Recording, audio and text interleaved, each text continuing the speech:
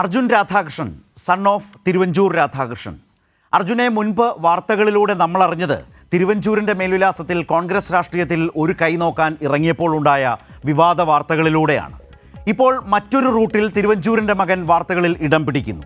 Arjun Radhakrishnan bar ഉടമകളുടെ WhatsApp ഗ്രൂപ്പിൽ അംഗവും അഡ്മിനും ആണെന്ന് കണ്ടെത്തി ക്രൈംബ്രാഞ്ച് വിളിപ്പിക്കുന്നു.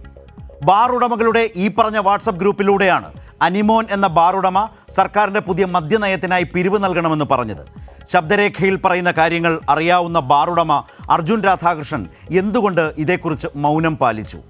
LDF സർക്കാരിനെതിരെ കോൺഗ്രസ് ആയുധമാക്കുന്ന വിഷയത്തിലെ തിരുവഞ്ചൂരിൻ്റെ മകൻ്റെ മൗനത്തിൻ്റെ അർത്ഥമെന്താണ്? വെറും കെട്ടുകഥകൾ ആയതുകൊണ്ടായിരുന്നോ മൗനം? അർജുൻ്റെ തൊടുപുഴയിലെ അമ്പാടി ബാർ മദ്യനയത്തെ സ്വാധീനിക്കാനായി അവരുടെ പങ്കായി 2.5 ലക്ഷം രൂപ കൊടുത്തോ? 2.5 ലക്ഷം പിരിവ് കൊടുത്തെങ്കിൽ പ്രതിപക്ഷം പറയുന്നത് പോലെ അഴിമതി നിരോധന നിയമപ്രകാരം കേസെടുക്കാൻ അർജുൻ തിരുവഞ്ചൂരിൻ്റെ മൊഴി മാത്രം മതിയല്ലോ.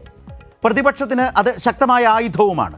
അർജുൻ തിരുവഞ്ചൂരിൻ്റെ മൗനത്തിൽ നിന്നും ഒരു കാര്യം വ്യക്തമാണ്: 2.5 ലക്ഷം വീതം മദ്യനയത്തിൻ്റെ പേരിൽ ബാർ ഉടമകളുടെ സംഘടന പിരിച്ചിട്ടില്ല. അർജുൻ അഡ്മിനായ വാട്സപ്പ് ഗ്രൂപ്പിൽ വന്ന അനിമോൻ്റെ ശബ്ദരേഖയിലുള്ളത് കളവായ കാര്യമാണ്. അങ്ങനെ ഒരു വ്യാജ ശബ്ദരേഖ തയ്യാറാക്കിയതിനു പിന്നിൽ ഒരു ഗൂഢാലോചനയുണ്ടെന്ന് വ്യക്തം. ആരാണത് മാധ്യമങ്ങളിലെത്തിച്ച് രാഷ്ട്രീയ വിവാദമാക്കി പ്രതിപക്ഷത്തിനെ സഹായിച്ചത്? എക്സൈസ് മന്ത്രിയുടെ ഓഫീസിൻ്റെ പരാതിയിൽ ഉന്നയിക്കുന്ന സംശയങ്ങൾ കൂടുതൽ ബലപ്പെടുകയാണ്.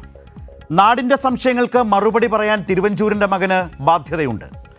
ബാറും വാട്സപ്പ് ഗ്രൂപ്പും ഭാര്യാപിതാവിൻ്റെ മരണത്തോടെ കിട്ടിയതാണെന്ന മറുപടി പോരാതെ വരും. അല്ലെങ്കിൽ ബുദ്ധിമുട്ടുക പിതാവടക്കം പ്രതിപക്ഷമാണ്.